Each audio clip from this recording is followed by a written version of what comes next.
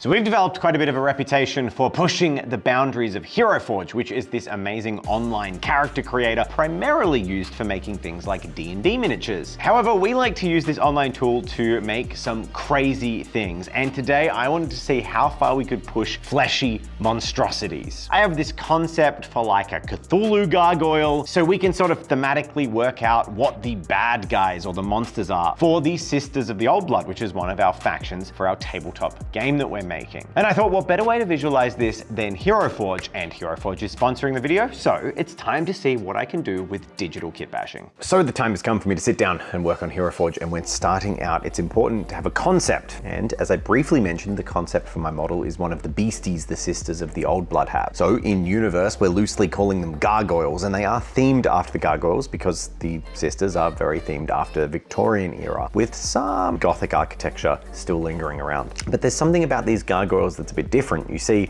they're not really gargoyles, but they look like them. So the first thing I do with any Hero Forge creation is try and block out a pose. I know a lot of what I'm going to do is going to change the model, but the core foundational poses can do a lot of work for you and save you a lot of time trying to get the perfect pose by manually adjusting every single joint later. I also know that I'm going to be upscaling the size of this gargoyle because I want it to be approximately the size of a demon prince from Warhammer 40k. So it could be a cool demon monster in games of D&D or even as a proxy model in wargames. With that in mind, I know it can kind of be looming above something, looking down and stalking forward through ruins. And I deliberately pick some elements such as the dinosaur or dragonborn legs that give it a digitigrade leg. This just gives a slightly more alien or demonic appearance to the creature, which fits the backstory. Gargoyles, which are traditionally built on the corners of churches as water spouts that water pours down, often had faces that were trying to evoke monsters or demons. And these often took upon the warped aspects of animals. So I tried horses and goats, but ultimately I settled on the bat nose, this upturned nose on the front of a horrible gargoyle. I thought worked really well to convey that out of this world appearance. Now it's here that we can start to play around with the Hero Forge's kit bashing features. Kit bashing allows me to mess with the proportions, twisting the mouth, opening it larger, and also pulling the head into a different position on the neck. I've also added horns and ears, teeth, and tongue. And that's because Hero Forge excels at creating, well, humanoid characters. So for example, if I was to put the ears on the model, they would be fixed into a relatively sensible position on the head, and you can adjust it slightly with sliders. But if you use kit bashing, you can place an ear wherever you want on an entire miniature. And the same goes for teeth. This allowed me to separate the upper and lower teeth and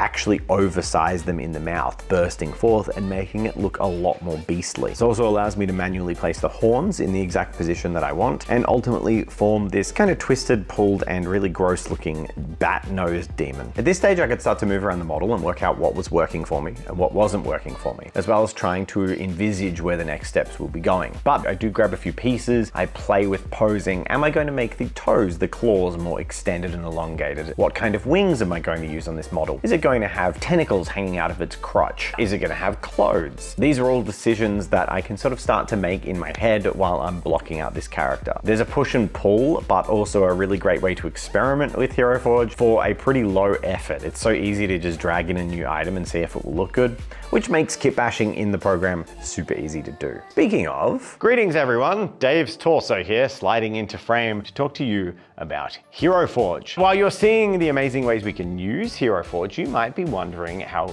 you can use Hero Forge. If you'd like to play around with making models and designing cool characters for your role-playing games, your VTTs, or gift ideas, make sure to go over to Hero Forge. You can go over to their website and use it for completely free. It's a digital character builder with thousands of parts, with more being added every single month to enable you to create some really cool things. If you want advanced control, you can sign up for their pro subscription, which gives you access to kit bashing, the feature I'm using in this video to digitally create this monstrosity. But if 3D printing isn't your end goal, you can use the coloring features to fully digitally color your character, including hair, eyes, cloth, tattoos, markings, facial features. You can do the whole lot. There's a huge array of colors for you to digitally paint, which means this is perfect for creating those characters for digital virtual tabletops. When you're ready to purchase your mini, you can get acrylic standees, colored plastic, heavy metals, as well as digital downloads for STLs if you're more of the 3D printing sort. Unlock the kind of creativity you might not have imagined as you digitally kitbash your perfect role-playing character or tabletop creation, just like my hideous gargoyle monster is becoming today. Go check out the links in the description and support Hero Forge and support Tabletop Time. Use the link Tabletop Time to get 10% off your purchase of digital STL downloads from the website. And now back to making this monstrosity. All right, you know what? I'm gonna stay in the digital world, but Vaughn, you have to promise me and the viewers something. You are not going to put me in front of all the fun, important, cool stuff that's happening. Just kind of shove me off to the side like a tiny little guy, hang me from the ceiling, whatever. So as I'm working on this gargoyle, I have reached a point that occasionally happens when you're being creative where things just kind of ground to a halt. I wasn't clicking, it wasn't working exactly as I imagined. There was a little piece missing. And to work out what that piece was, I was thinking about the Sisters of the Old Blood and their lore. I was talking to Jen, I was talking to Alicia, and working out how exactly a gargoyle for the sisters would work. And why does it exist? What is it? And that was when the brainwave hit me. The Old Blood is a reference to the deep ones, the old ones, Cthulhu, that kind of mythology. And that's what the Sisters of the Old Blood drink. So I kind of realized, what if the gargoyle wasn't made of muscle and flesh in the way that it currently looks, but what if I made it made of eldritch horror? So I decided that this was tentacles kind of masquerading as a gargoyle. And once I found that perfect piece, I forged ahead. And that piece was a cephalopod tail. It's a prehensile tentacle that you can bend at so many angles. And once I had this, I could then emulate this creature being made of tentacles, wrapping them around the musculature of the arm, down that arm, and then peeling them off towards the end, breaking the illusion and revealing the horrifying nature of this creature. And on this vein, I also got a beautiful rose and then embedded it in his palm in a way that is absolutely disgusting. And by adding some tentacled tongues, we have this gross hand orifice that I think works really well for an eldritch abomination. But here we have definitely hit the parts limit. So I export my very first model, and then I make a duplicate of the model and start working on the next section, focusing on building a base for my model. And to do this, I used a bunch of basing rocks as well as a whole selection of gravestones. And I basically resized them, rotated them, flipped them, and clipped them into each other to create a set of cathedral stairs. To sell the sense of scale that the creature is going to have, I also sized down some props and laid them about the base, creating a really gnarly severed hand, a discarded lantern, and also a spear that have been lost as people have attempted to fight this beast. Now, to hide this beast's modesty, I gave him a little bit of a fur raggedy cloak, and I followed the contours of all of his legs, using all of the pivot points to fit it exactly where I need it. And that cloak can help disguise some more eldritch horror as I run a magic spell effect that spawns a whole bunch of tentacles down the legs. I believe there is a D&D spell that does this, but for me, it became the hanging tentacles of penis. I mean, the hanging gardens of Pisa. I mean, the hanging tower of the leaning tower of Pisa. I don't know, in there somehow, there was some kind of pun related to this guy having tentacle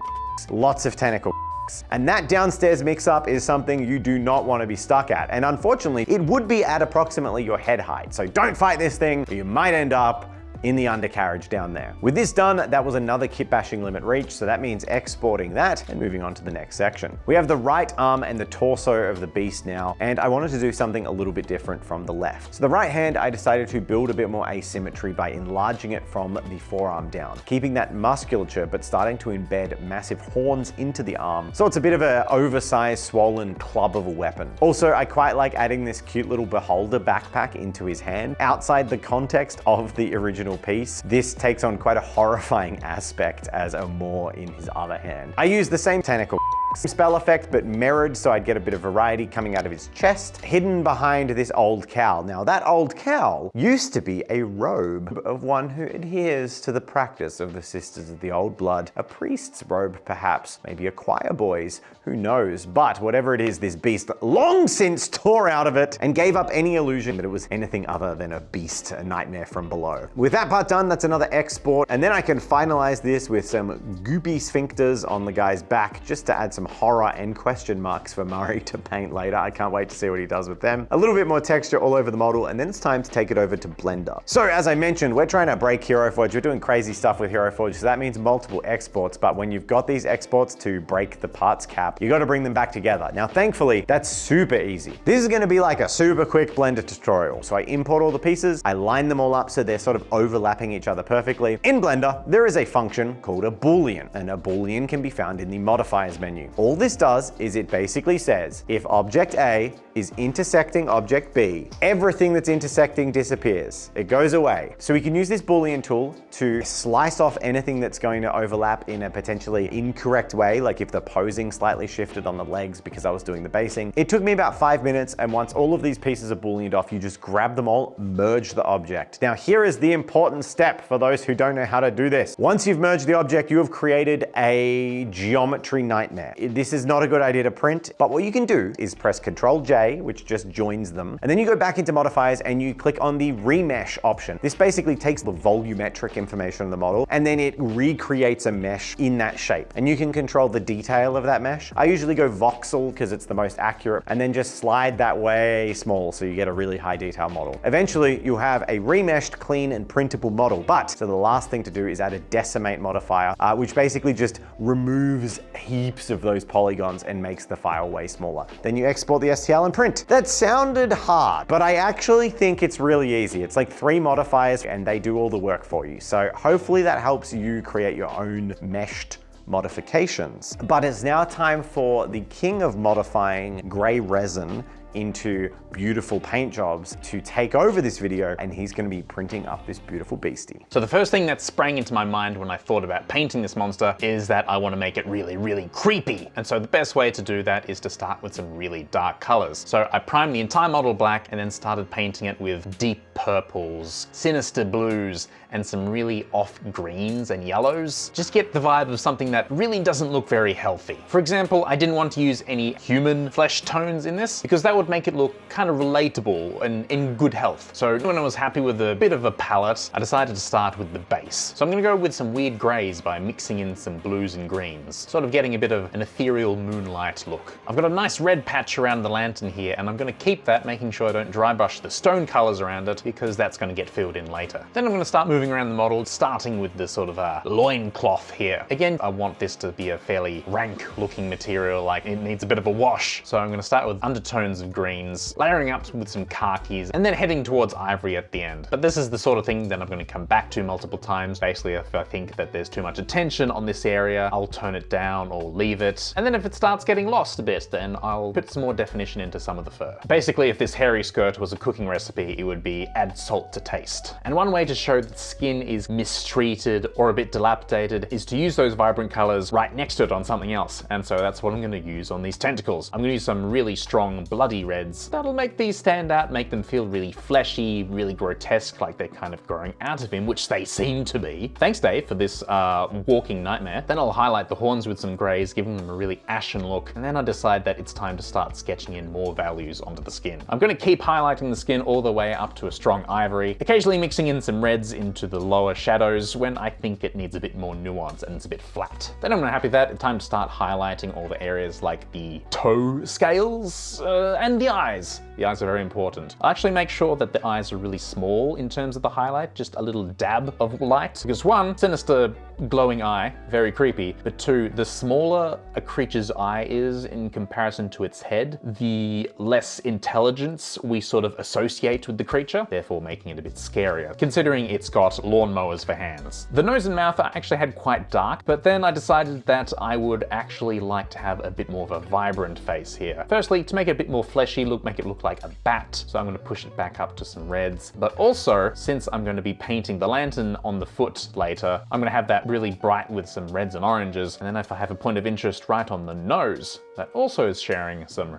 reds and oranges, then you get this really good dynamic of your eye moving between the hot spots on the model. That sort of thing is a really good tip if you want to do like competition painting and you want the judges to linger on your model. Welcome to my TED Talk. Where was I? Then it's time to move on to the wings. I've kept them with a sort of purple moving into a red, then into the sort of green that I was using on some of the skin, and now it's time to start dry brushing all the textures on the model. A lot of the Hero Forge textures really stand up well to being scaled so largely, and I think these feathers are the perfect example of that. I'm gonna start with a reddy purple highlight, moving to more of an orange one, and as I get closer and closer to the edge of the wings, I'm gonna add more and more ivory to the mix until it's almost pure ivory at the edges. And then it's time for some of the magic. Some quick highlights onto the spear to make it look a bit metallic, and then we can start working on the object source lighting of the lantern here. I'm gonna dry brush some red around the lantern just to bring up some of the highlights on the textures there. Then I'm gonna use the same red in the airbrush to really intensify that color just around the immediate area. And you can see I'm really focusing on one spot. The dry brushing actually stretches outside the area that I'm airbrushing. So you already get a bit of the sense that the light is sort of hitting the edges of the stone outside that area. Then when I'm happy with that coverage, it's time to airbrush the actual lantern. I'm going to use a white. That's going to give me a really strong basis for the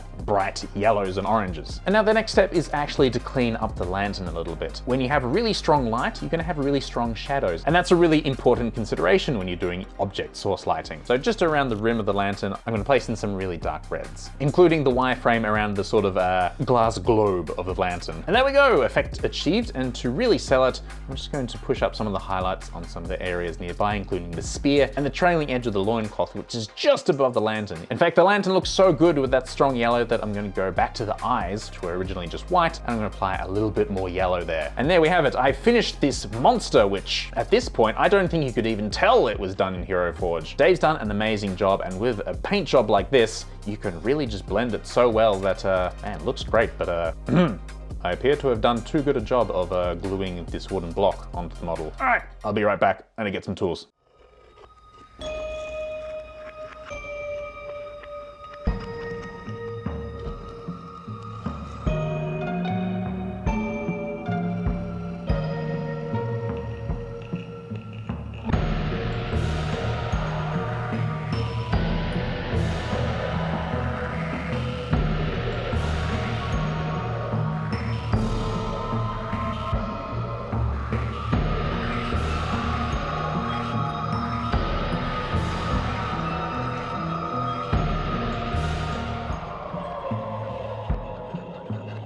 Also, thank you to our patrons. It wouldn't be a YouTube video without an appeal for patrons, as all YouTube videos in the world do this. That is all. Patrons help fill my pantry. Yay! No, we really do appreciate you patrons. Thank you so much. Love hanging out with you in the Mini Club Discord. We do some behind the scenes videos. We just put up a very funny behind the scenes video a few weeks ago of Jen working on the StarCraft battle report, so that was really fun. And if you'd like to see stuff like that, make sure you sign up to the Patreon. A few dollars a month to help us nerds keep making content for you, the viewer. Murray, this guy turned out so good, and I love that you put him on a little painter's plinth. That's super cool. Yes, I did that. It's, I think it could be painted. Like, I think it's the exposed wood. This guy's like greater demon size, almost, with the new one. No, he actually is, yeah. He's probably about Angron size, honestly. Demon Prince, at least. Anyway, he's very cool. I think this worked out really well, and it was really fun to push the boundaries of what you can do in Hero Forge in a fleshy way. I did forget a few times that you just sort of like put things together in the arms. Yeah. Like it really just felt like a Chaos Spawn design directive.